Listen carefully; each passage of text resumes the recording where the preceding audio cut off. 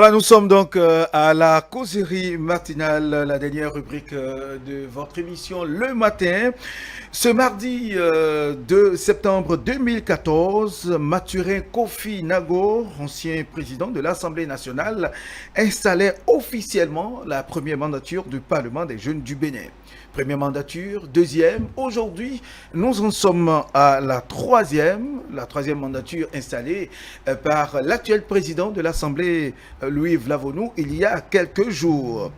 Oui, un Parlement des jeunes, oui, mais pourquoi? Qu'est-ce que donc un Parlement des jeunes? Quels sont les objectifs qui sont visés? Qui sont ces jeunes et comment sont-ils sélectionnés?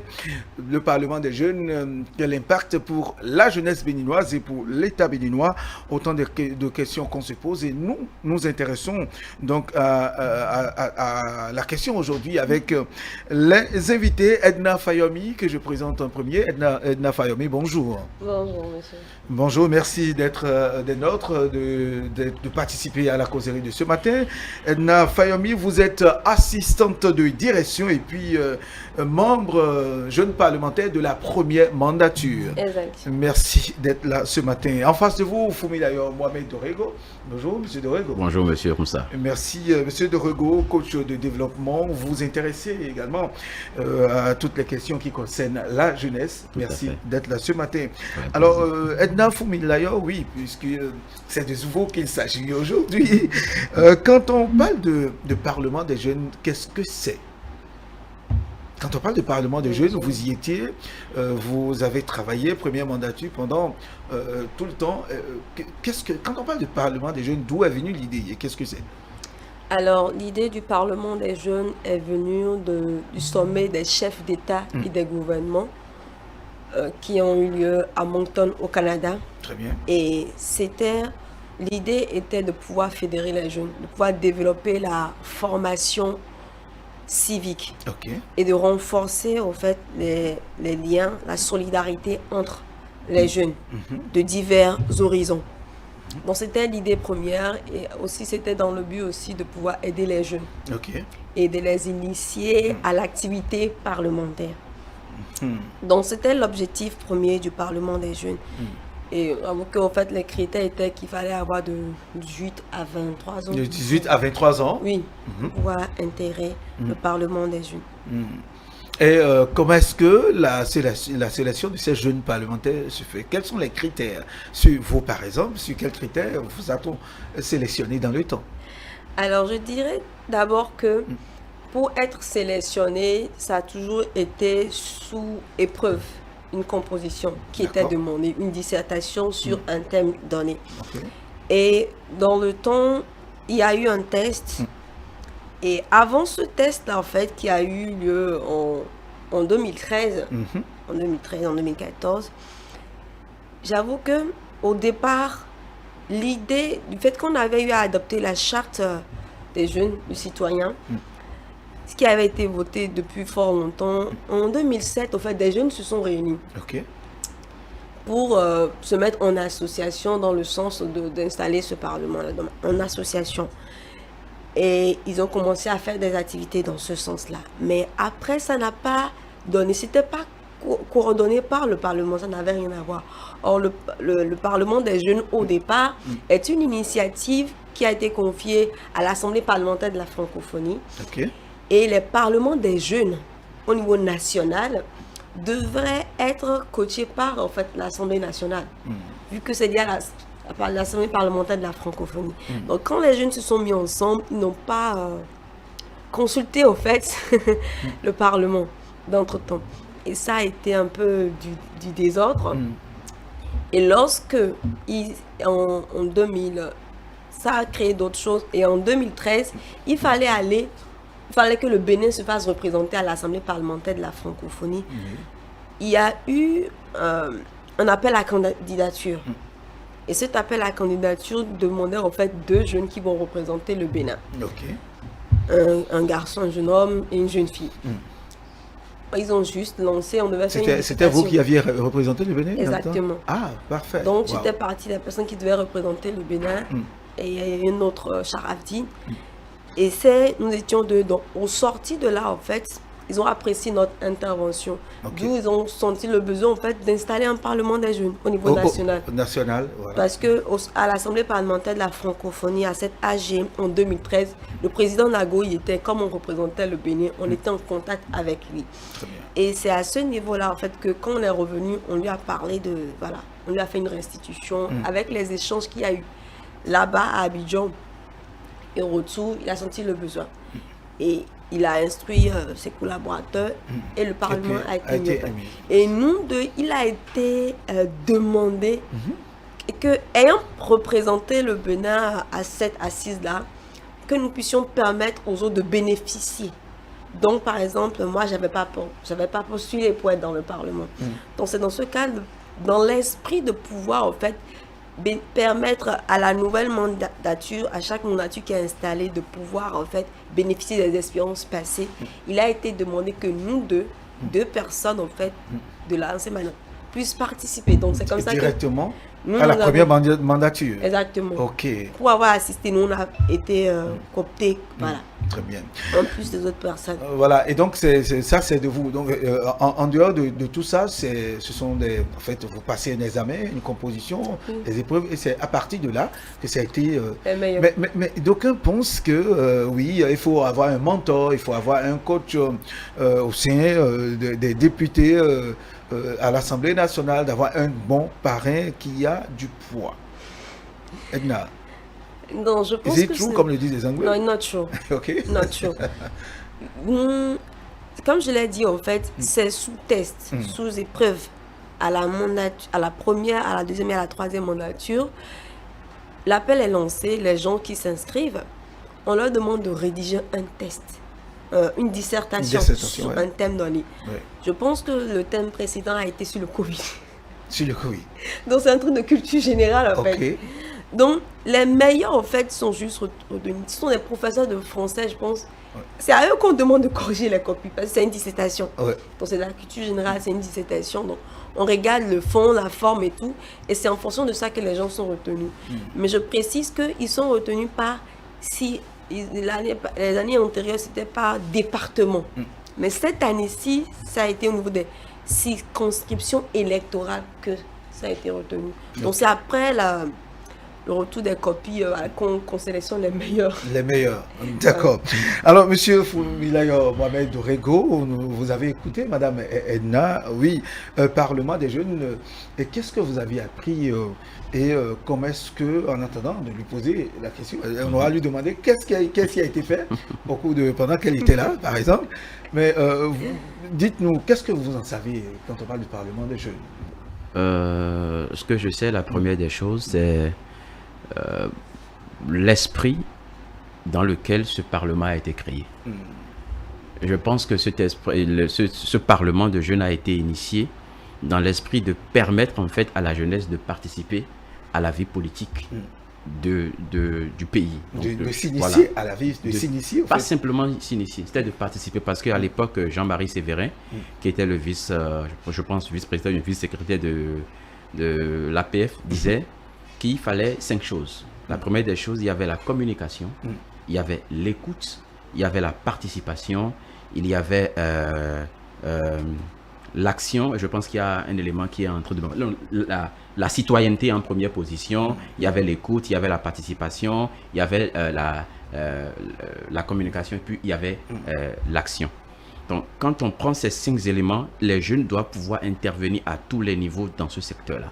Et quand je regarde également la brochure que j'ai eu à télécharger par rapport à ce Parlement, les objectifs montrent clairement que l'objectif, c'est vraiment de permettre à ces jeunes d'être initiés à la vie politique, de participer, de faire des propositions pour l'évolution du pays.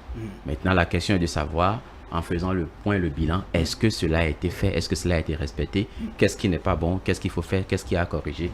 Et c'est de ça. Justement, je demanderai à Madame Edna Fayomi de nous dire, est-ce que, oui, vous avez, comme l'a énuméré Monsieur de Rego tout à l'heure, formation, solidarité des jeunes, initiation et tout, mais est-ce que au cours de la première mandature à laquelle vous avez participé, avez-vous eu le sentiment d'avoir retenu quelque chose, d'avoir participé à quelque chose au sein des jeunes et pour le pays?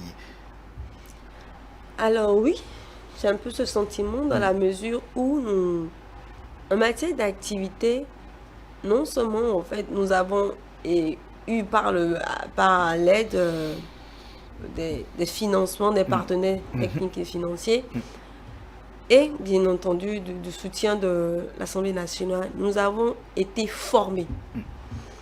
Il y a eu par exemple l'appropriation du code de la loi sur le code de l'enfant. Plusieurs par exemple ne le connaissent pas. Et plus encore en fait sur les ODD.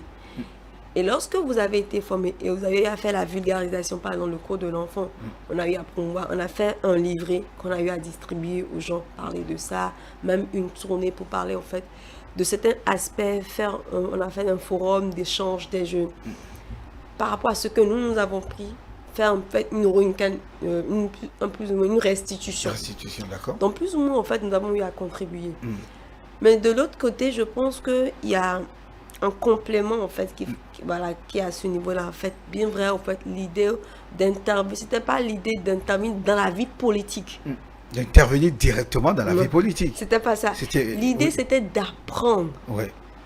Quand quelqu'un, on sait que c'était pour apprendre, c'est pourquoi j'ai dit c'était pour développer la formation civique. Parce que le Parlement des jeunes est une initiative apolitique. C'est ça. C'est pour initier, donner de l'engouement aux jeunes en fait, à s'intéresser à l'activité parlementaire. Ok. Parce qu'il y a des personnes en fait, qui ne connaissent pas leurs droits, qui ne savent rien en matière de droit. Mais juste en fait, parce que plusieurs participent à des concours, à des appels à candidature, en participant en fait, ces jeunes ont la possibilité de côtoyer tout ce qui est parlementaire.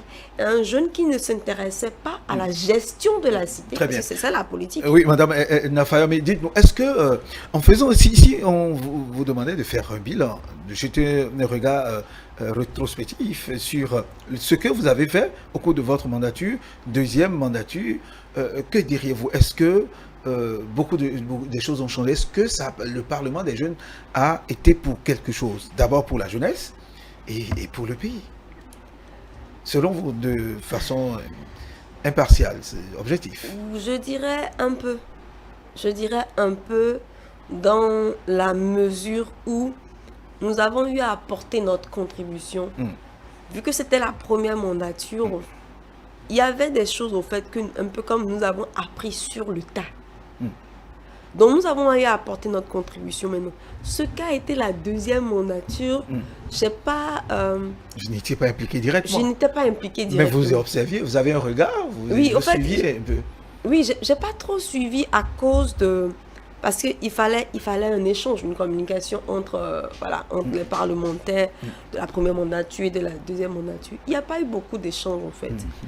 Mais non, je pense que d'un côté, cela peut être dû au fait, à cause du nombre d'activités qu'il y a à faire. Et ce nombre d'activités va dépendre en fait du financement qui est apporté et du soutien qui est apporté de la part de l'Assemblée nationale. Parce que souvent, en fait, le budget qui avait été donné à la mandature à laquelle nous avons assisté, le budget était pour les sessions. Pour les sessions que vous organisez? Les sessions qu'on vous en aviez organisé combien en votre temps? Oui, on a organisé au moins 4. Au moins 4. Donc, en fait, à chaque fois que nous venions aux sessions, nous étions obligatoirement formés. Donc, nous aussi, nous bénéficions chaque fois de formations d'extérieur qui venaient. Donc, lorsque c'est ainsi, en fait, lorsque nous avons eu des financements de la part des Pays-Bas, nous avons été formés. Nous avons pu en fait restituer ce que nous recevons comme formation. Nous avons pu permettre en fait, à d'autres jeunes de bénéficier de quelque chose qu'ils n'avaient pas. D'accord, très bien. Monsieur de Rego, oui, Parlement des jeunes, première et deuxième mandature, vous en savez quelque chose, vous avez des années, vous l'avez suivi un peu. Qu'est-ce qu'on peut retenir de votre position Monsieur Rumsa, je dirais en toute honnêteté, avant de commencer, je demande pardon à nos aînés, pardon à ceux qui nous suivent. On ne critique pas. Je dis, on ne sommes plus à l'étape de critiquer, mais il faut apporter des constructions pour qu'on avance ensemble. Nous avons eu une première mandature, il y a une deuxième mandature. Ça fait déjà 170 jeunes qui ont été formés. La question est de savoir, est-ce que nous avons réussi à former 170 jeunes qui prennent à cœur le développement de la nation et qui sont prêts à être des ambassadeurs? Est-ce que nous avons réussi à former 170 jeunes qui sont prêts à se sacrifier pour la nation ou bien qui carrément ont peur de s'y mixer dans la vie politique? Quand on regarde l'objectif tel que Edna a dit, il dit que c'est l'initiation à l'activité parlementaire. Qu'est-ce que l'activité parlementaire? L'activité parlementaire, ce n'est pas la formation. L'activité parlementaire, ce n'est pas la formation à la citoyenneté ni le leadership. Mais ce qu'on donne à ces jeunes... préparation pour parler Non, jeunes même pas. L'initiation à l'activité parlementaire suppose qu'on devait permettre aux jeunes de participer à la vie politique exactement comme les députés le font. Et étant donné que nous avions 85 jeunes, nous avons 85 députés, chaque député devrait avoir un jeune comme étant son élève, l'amener sur des terrains, lui apprendre des choses, lui inculquer des choses. La manière dont les choses ont été faites, le Parlement des jeunes n'a pas été un outil de développement. Ça a été simplement un outil qui a permis de promouvoir comme excuse ce qui a toujours été bien fait au Bénin, à savoir les gromologies, former et amener les gens à bavarder. On ne peut pas continuer à faire ça. Nous sommes engagés dans un processus. Le gouvernement investit les moyens. L'APF a initié des stratégies. Il faut qu'on puisse bien les faire. Maintenant, quand on parle par exemple de la citoyenneté, c'est quoi la citoyenneté? La citoyenneté, ce n'est pas d'abord la capacité pour une personne d'accomplir ses devoirs avant d'exiger des droits. Combien de ces jeunes, les 170 qui sont partis, ont cette capacité de le faire? Ou bien il y a des gens qui se disent non, après ce que j'ai vu, ça ne marche pas. Et là, Fayoumi ne sera pas d'accord avec nous. Ne sera peut-être. Elle ne sera pas d'accord avec nous. Moi, mon problème, de réagir tout à l'heure, Madame Fayoumi. Moi, mon problème, ce n'est pas forcément que nous soyons d'accord. Et je pense même que c'est dans cet esprit que le Parlement des jeunes a été initié. Parce que lorsque tout le monde devient d'accord en démocratie, il y a un problème. Maintenant, vous avez des députés qui sont pour la plupart d'entre eux de l'ancienne classe. D'accord? C'est des personnes, par exemple, dans leur enfance, qui ont marché nus, qui ont joué pieds nus, qui sont même restés parfois dans l'eau, les lacs, là, ils se sont amusés. C'est des personnes qui ont grandi avec cette mentalité, du coup, eux, ils sont habitués. C'est des personnes, comme excuse, à l'époque, quand ils ont fini, il y avait des bourses qui étaient présentes pour eux. Quand ils ont fini, ils ont été embauchés, ils n'ont pas connu les problèmes que nous avions connus. Qui d'autre que les jeunes qui ont connu les problèmes d'aujourd'hui peuvent apporter des solutions aux problèmes d'aujourd'hui? Alors que les autres, ils n'ont pas connu ces problèmes-là. Donc, quand on regarde un peu cet angle-là, la manière dont on a présenté les choses, lorsque ces gens-là ont des familles, doivent s'occuper de leurs enfants, ce n'est pas facile. Vous avez une famille, j'ai une famille. Ce n'est pas facile déjà de prendre soin de ma propre famille. Ensuite, de parler des entreprises, puisqu'il faut que je mange, parce que la politique peut tout le temps me lâcher. C'est pas facile de m'occuper des deuxièmes bureaux, des troisièmes cadiers qui sont au dehors. Et maintenant, il y a les problèmes quand tu es député, tout le monde vient chez toi. Lundi, mardi, dimanche, les gens viennent demander. Il n'y a que les jeunes qui peuvent aider, ceux qui sont à la base, qui vivent les problèmes, qui peuvent dire, nous avons telle difficulté. Je prends par exemple un exemple simple que je pense que la deuxième mandature a essayé de faire. Ils ont fait des propositions sur par exemple le stage des jeunes.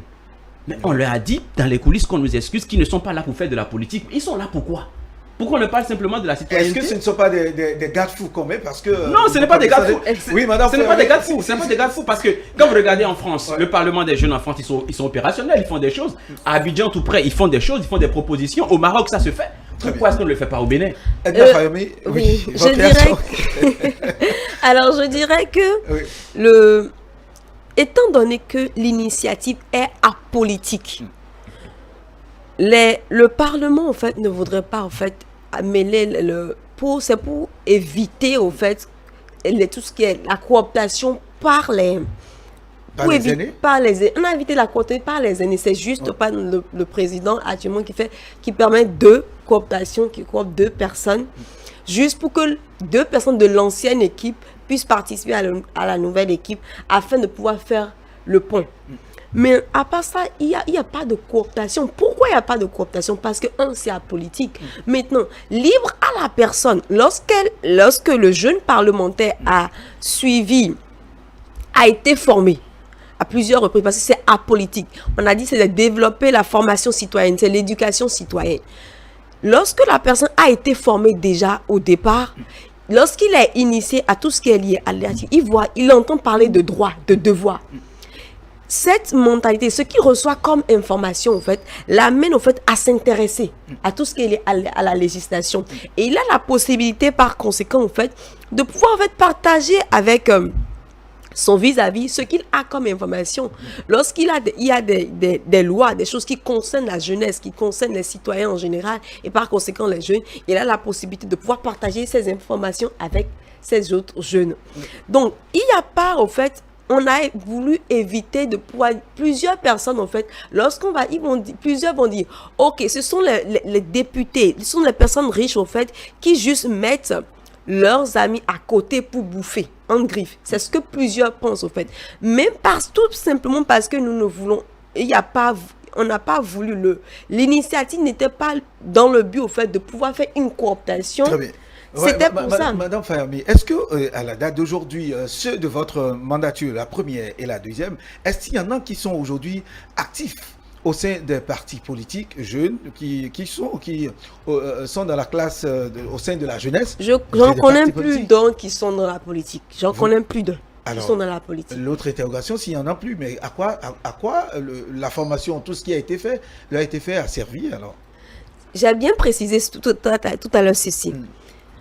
Je vous donne l'exemple. On a une consort, une ancienne jeune parlementaire, Esther Diossa, que je salue au passage, qui a été membre du Parlement des jeunes et qui a été porte-parole, en fait, de l'autre côté, au niveau de l'Europe. Elle a été porte-parole lors d'une des assemblées. Et, au fait, ça a ouvert de portes à plus d'une personne. Et ça a incité des jeunes, en fait, à intégrer, à s'initier à la vie politique, à entrer en politique quand je dis entrer en politique, se rapprocher des partis politiques afin de pouvoir militer.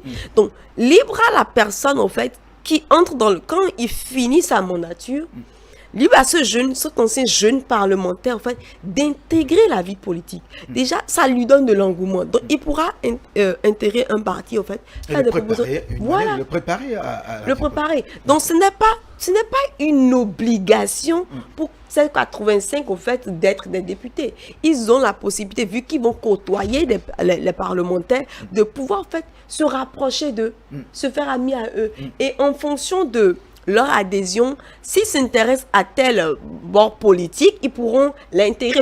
On partit plus d'une dizaine, je connais plusieurs anciens jeunes parlementaires qui ont intégré la vie politique. Très bien. Oui. Monsieur Ronsa, je crois qu'on ne se comprend pas. Parce que je ne suis pas en train de dire qu'ils doivent devenir tous des députés. Et même quand on dit plus d'une dizaine, je suis 170. Ça craint. Quel est le taux? Ça fait même pas 10%. De personnes que je parle de ceux que je connais. D'accord, je ne refuse pas. Mais je pense que c'est là même que les journalistes doivent faire un travail, descendre sur le terrain, peut-être faire une investigation et voir. Mais ce que je suis en train de dire, lorsque nous disons que nous voulons initier des personnes à une activité parlementaire, cela suppose que c'est des personnes que nous avons préparées pour dire, ok, soit ils vont prendre la relève, soit ils deviennent des ambassadeurs pour pouvoir parler de la politique. J'ai une question. J'ai une question à M. Doré. Oui, lorsqu'on parle de l'activité parlementaire, ce n'est pas quand on parle de l'activité parlementaire, ne voyez pas forcément la politique. Nous parlons de la législation. Non, c'est pas la politique. Nous parlons de la législation. Que fait le parlementaire? Il doit voter des lois. Il va participer à la promulgation de ces lois. Il va diffuser ces lois. Il va permettre aux gens de connaître ces lois qui ont été votées. Il va, pour pouvoir aider les personnes, permettre aux citoyens de connaître leurs droits, leurs devoirs et de pouvoir agir en conséquence. Donc, les jeunes parlementaires, en fait, lorsqu'ils sont initiés à ça, ça leur permet facilement, en fait, de pouvoir, en fait, aller vers se poser la question de qu'est-ce que le droit dit par rapport à ça. Vous m'avez pris la parole, vous voulez poser une question là. Vous voulez poser plus une question et puis j'ai l'impression qu'on me prend plus le temps qu'il le faut. Écoutez-moi bien. Je reprends. Lorsqu'ils étaient à la table ronde, c'est eux-mêmes qui ont décidé 5 choses. La citoyenneté, l'écoute, la participation, la communication et l'action des jeunes. Ce n'est pas de la politique. Le jeune doit être impliqué au cœur de la citoyenneté. Quand vous parlez des députés, on parle de citoyenneté, c'est qu'il faut s'assurer que la loi qu'on a votée est une loi qui respecte également les jeunes, qui prennent en compte les jeunes. Il faut s'assurer que cette loi-là permet à tout le monde d'avancer. Et qui va faire le job? Avant de voter une loi, il faut savoir quel est véritablement le problème. Il faut étudier. Maintenant, ils sont en haut. Et puis, je me rappelle, le président de la commission de l'APF a donné son exemple proprement à lui. Il disait que quand il dit le plus grand challenge d'un élu, c'est qu'on est en haut, on est confronté à un grand nombre de difficultés, on ne peut pas aller vers la base. Et lui dit, nous parlons des jeunes. Oui, justement, écoutez-moi, lui dit, quand il a été élu, qu'est-ce qu'il a fait? Il a dû créer un conseil des enfants, un conseil des jeunes, un conseil des sages, à divers niveaux et dans des écoles. et il leur permettait de se rassembler pour parler afin qu'ils reçoivent ce qui se passe à la base. Donc il y a une citoyenneté, on les initiait à participer à la vie de leur localité, on les écoutait pour pouvoir prendre en compte ce qu'ils disent, les plans qui vivent. Est-ce que la loi que nous avions votée, est-ce que nous n'avions pas fait des injustes? Est-ce que nous n'avons pas fait du mal à des gens sur le terrain? Et ils prennent compte de tout ça avant de promulguer, avant de valider. Mais c'est ce qui ne se fait pas. Aujourd'hui, on a résumé le rôle des jeunes parlementaires à une formation pure et simple. Pourquoi? Autant aller dans les écoles de politique accessoires pour pouvoir avancer. C'est ce dont je parle. Justement, M. Dorego non, avant de faire les propositions, ayons le courage de dire ce qui ne va pas. On ne peut pas extrapoler. D'accord. On ne peut pas extrapoler. Alors donc, c'est cela, c'est ce que vous proposez. Là, je ne propose même pas. Je suis en train de montrer que pour le moment, le Parlement n'est pas un outil de développement. Maintenant, pour que ça soit un outil de développement, ça c'est autre chose. On dira après ce qu'on peut faire pour améliorer ça. Parce qu'il y a autre chose que je n'ai pas, donc je ne suis pas forcément d'accord quand on dit que les gens ne sont pas cooptés. On ne peut pas vérifier à 100%. Mais qu'est-ce qui fait aujourd'hui qu'il y a des problèmes? Oui. C'est parce que le bureau qui est en train de partir estime en fait qu'on n'a pas respecté les tests pour pouvoir désigner la nouvelle mandature. Et bien heureusement, par rapport à ça, il y a un nouveau règlement intérieur qui est sorti, dont le président a parlé, le président Louis Lavono a parlé lors de l'installation il y a quelques jours. Madame Edna. Alors, à la première mandature, il y avait des statuts et un règlement intérieur. Et aujourd'hui, il n'y a plus de statut. Plutôt une décision qui porte sur l'organisation, la désignation en fait, des jeunes parlementaires. À part ça, il y a le règlement intérieur. Et c'est juste que la particularité cette fois-ci est que on précise que 2 personnes en fait, sont cooptées par le président pour permettre en fait, de tisser le pont entre la précédente mandature et celle qui s'installe. Oui. Alors, j'aimerais juste, en fait, répondre à M. Dorego en disant que nous avons parlé de... Il parle de développement. Pour que le Parlement des jeunes soit un outil de développement, est-ce qu'on peut développer un pays, en fait, sans l'éducation? L'éducation, c'est la clé. C'est la clé du développement. Et lorsque le jeune ne connaît pas ses droits, il sera abrimé. Lorsqu'il ne connaît pas ses devoirs, en fait, il va commettre des bévues et il sera sanctionné. Donc, c'est une formation. C'est d'abord la formation. Et je voulais préciser que il est possible, en fait, la possibilité est donnée. Lorsque nous sommes quand on parle de l'activité parlementaire, nous travaillons en commission. Les commissions, c'est ce que vous avez dit tout à l'heure, la communication et bien d'autres choses, en fait. Et on nous apprend tout ce qu'il faut faire. Comment prendre une loi, comment est-ce qu'on vote une loi, les avant-projets, en fait. On nous initie à tout ça, en fait. On nous montre tout ça. Et cela, la possibilité est donnée aux jeunes, en fait, de pouvoir faire des avant-projets de propositions de loi, de faire des propositions de ce qui veut dire qu'en amont, vous êtes imprégné des problèmes de ceux que vous représentez, de la jeunesse. Voilà, par exemple, on a fait une tournée nationale, on a fait un forum d'échange de jeunes. Et là, en fait, lors de la tournée nationale, en fait, on recueille les propositions, en fait, de nos jeunes, des personnes qui sont venues, en fait. On recueille leurs propositions, on les regroupe ensemble. Lors de la session, en fait, on fait un point. Et en fonction de ça, en fait, on fait des propositions en fait, qu'on soumet. C'est ce que nous avons la possibilité de faire. Ça permet en fait à ce que les doléances en fait, que nous avons reçues à la base, nous avons pu faire partager ça. Maintenant, c'est aux dirigeants, c'est aux aînés en fait, de prendre la décision conséquente. Donc, eux, ils vont étudier. Donc, mais nous nous imposons pas. Très bien, très bien. Oui, Monsieur Dorego, nous avons suivi Madame Edna Fou. Plusieurs ne savaient pas faire un plaidoyer, mais ils ont appris. Okay. Plusieurs ne savaient pas tout ce qui était lié aux avant-projets, aux propositions de loi, mais ils ont appris. Encore que je voudrais dire ceci, tout citoyen a la possibilité d'aller vers un député, de pouvoir peut-être mettre sur écrit et d'aller vers un député pour dire il y a telle situation que nous vivons et il serait bien qu'on prenne des mesures dans ce sens. Tout citoyen a la possibilité de le faire. De le faire. Oui, monsieur Fumilayo, oui, Mohamed monsieur, Dorego. Alors, qu'est-ce que c'est vrai, vous ne semblez pas trop apprécier ce qui est fait jusque-là, ce qui est normal, c'est de vos doigts. Maintenant, qu'est-ce que vous proposez peut-être à l'avenir pour que ça soit corrigé? La troisième mandature vient d'être installée, beaucoup de choses restent à faire. Peut-être que vos propositions participeront à corriger quelque chose. D'abord, j'aimerais dire que ce n'est pas que je n'apprécie pas. Moi, mon rôle n'est pas d'apprécier. Mon rôle est d'apporter des éléments qui permettent d'atteindre, de parvenir au développement. Je suis dans mon rôle en tant que... Si je suis dans le rôle du parlementaire, j'aurais sûrement la même posture que Mme Edna Fayomi. Mais je ne suis pas dans cette posture. Je suis dans la posture de quelqu'un qui parle de développement et qui analyse un outil pour voir si ça nous permet d'être développé ou pas. Donc c'est ce que je viens d'apporter clairement.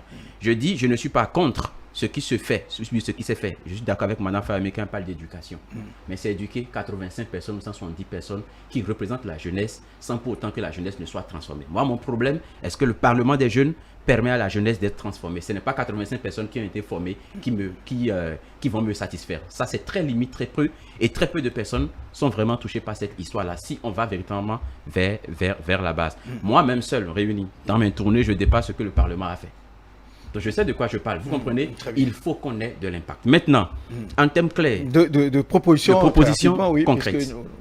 Je pense que la première des choses que nous devons pouvoir le faire, c'est que en termes de... C'est-à-dire qu'on considère beaucoup plus le Parlement des jeunes et qu'on en fait un outil de développement.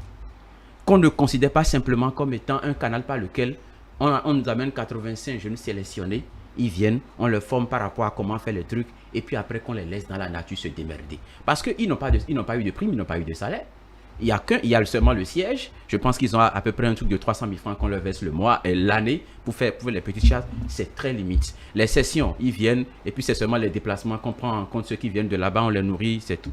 Ça ne suffit pas.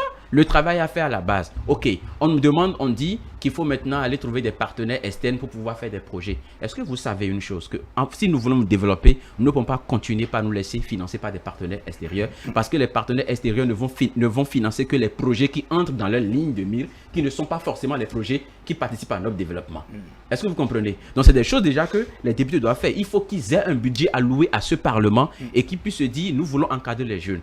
Effectivement, au niveau des cinq actions, qu'on ait la citoyenneté, qu'on ait l'écoute, qu'on ait la participation des jeunes, qu'on ait la communication avec les jeunes et que les jeunes également éduquent les jeunes, par les jeunes, avec les jeunes et pour les jeunes. C'est très, très indispensable. Si on ne fait pas ça, nous allons toujours dire les mêmes choses sans qu'il n'y ait véritablement de l'impact. Deuxième chose, quand on met sur pied le Parlement, je vous en prie, chers députés, faites des recommandations, présentez ces jeunes-là aux différentes institutions. Je peux vous garantir qu'il y a des institutions qui ne connaissent même pas les jeunes parlementaires, qui ne connaissent même pas le bureau, ni au niveau des institutions classiques déjà, mais au niveau des municipalités, c'est encore plus difficile.